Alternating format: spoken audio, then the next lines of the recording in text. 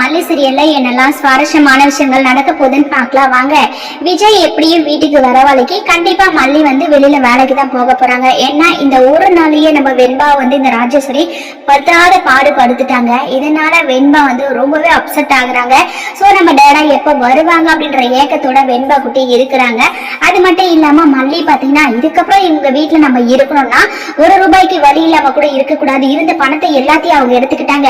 நம்மளா சுயமா சம்பாரிச்சுட்டு வந்தா அந்த பணம் அவங்களுக்கு சொந்தம் இல்ல, நம்ம விருப்பம் போல நம்ம யூஸ் பண்ணிக்கலாம் அப்படின்னு சொல்லிட்டு மல்லி முடிவு பண்றாங்க. சோ கண்டிப்பா மல்லி முடிவு பண்ணாலும் இத பத்தி யார்கிட்டயாவது பேசணும். சோ ஒரு நல்ல முடிவா இருக்கணும் அப்படின்னு சொல்லிட்டு தான் மல்லி ஒரு பக்கம் யோசிச்சுட்டு இருக்காங்க. நம்ம வெண்பா குட்டி பாத்தீங்கன்னா ஸ்கூலுக்கு போயிட்டு வீட்டுக்கு வராங்க. வீட்டுக்கு வந்ததுமே மல்லி கிட்ட போயிட்டு மல்லியம்மா எனக்கு பசிக்குது, ஏதாவது சாப்பிட இருக்கா அப்படின்ற மாதிரி நம்ம வெண்பா குட்டி கேக்குறாங்க.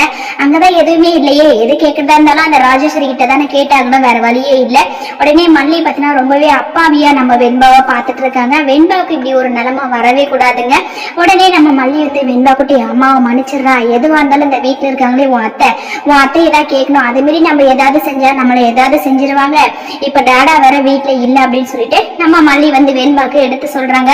வெண்பாவால இதை தாங்கிக்கவே முடியல. மல்லியம்மா எப்படி மல்லியம்மா டேடா என்ன அந்த ஆண்டியை நம்பி விட்டுட்டு போனாங்க, அந்த ஆண்டி என்னை எப்படி எல்லாம் படுத்துறாங்க பாத்தீங்களா மல்லியம்மா, இன்னைக்கு நான் ஜாமெட்ரி பாக்ஸ் ஸ்கூலுக்கு எடுத்துட்டு போயிருக்கணும், ஆனா அவங்க வாங்கி கொடுக்கல, ஒவ்வொருத்தையும் எங்கிட்ட இப்படி கேட்கணும் அப்படின்னு சொல்லிட்டு என்கிட்ட சொல்றாங்க.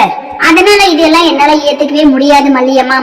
நான் வேணா உங்களுக்கு ஒரு ஐடியா சொல்லிட்டோமா, ஏன்னா ஸ்கூல்ல மீனுக்குட்டி எனக்கு சொன்னா மல்லியம்மா வேலைக்கு போனா உங்களுக்கு தேவையான காசெல்லாம் வரும், அதை வச்சு நீங்க ஏதாவது யூஸ் பண்ணிக்கலாம்ல அப்படின்ற மாதிரி மீனு சொன்னா. மல்லியம்மா நீங்க வேலைக்கு போறீங்களா, நான் சொல்றது ஏதாவது தப்பா இல்ல, உங்களுக்கு வேலைக்கு போறதுக்கு கஷ்டமா இருக்கா அப்படின்னு சொல்லிட்டு எல்லாம் வெண்பா பாத்தீங்கன்னா மல்லி கிட்ட கேக்குறாங்க. மல்லி யோசிக்கிறாங்க, வெண்பா சொல்றது கரெக்ட் வெண்பா, நான் இவ்வளவு நாள் இருந்தேன் எனக்கு கூட இப்படிப்பட்ட ஒரு யோசனை வரல, ஆனா உனக்கும் மீனுக்கும் வந்திருக்கு, நீ சொல்றது கரெக்ட் தான் வெண்பா.